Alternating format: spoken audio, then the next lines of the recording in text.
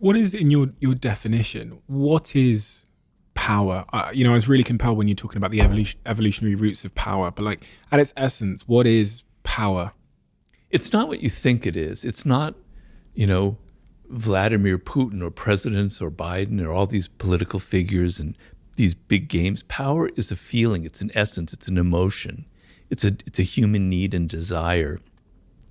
And really, what power is a sense of understanding yourself and being able to control yourself.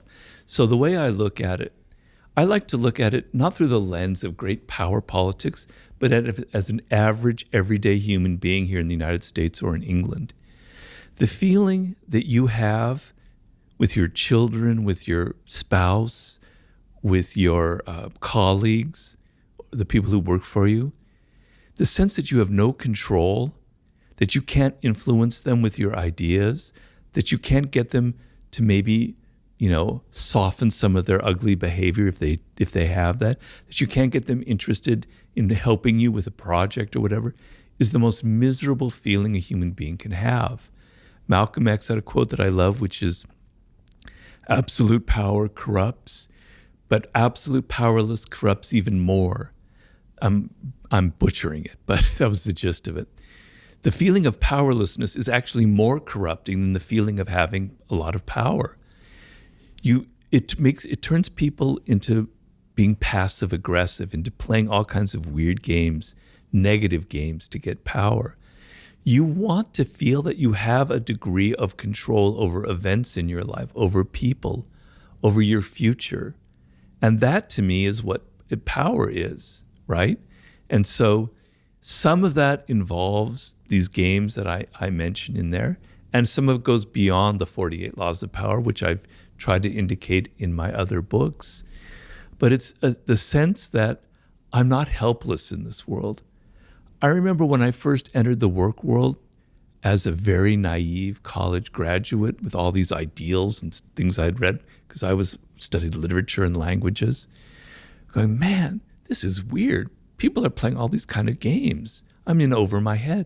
I made mistakes. I got fired for being, too brash, for outshine the master. It was painful, right?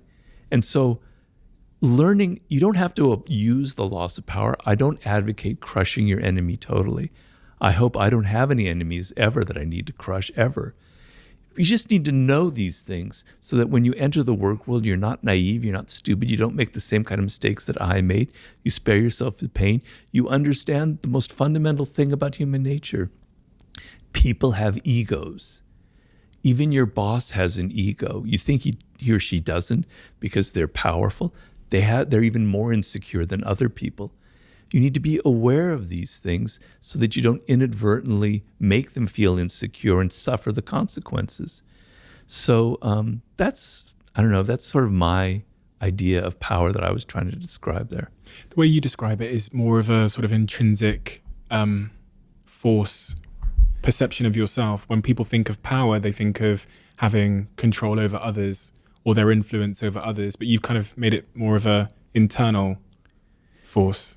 Yeah, well, if you can't control yourself, then you're in a lot of trouble in this world, right? Because when you just naturally are yourself doing things, you're going to offend people. You learn early on we're social animals. I have to tailor my behavior, If you go on babbling about how you feel and think, et cetera, and you just say what's the first thing on your mind, you're going to end up having a very, very short career. You're going to be saying things that are going to offend people. You're going to be making a fool of yourself.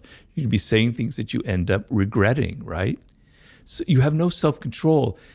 And if you see somebody who has no self-control, it makes you look like you're not powerful. If you can't control yourself, how can you control anything in your environment? How can you be a leader, right? So you have to learn certain things about your nature, about who you are, and not just be anybody. You have to kind of tailor your appearances as well.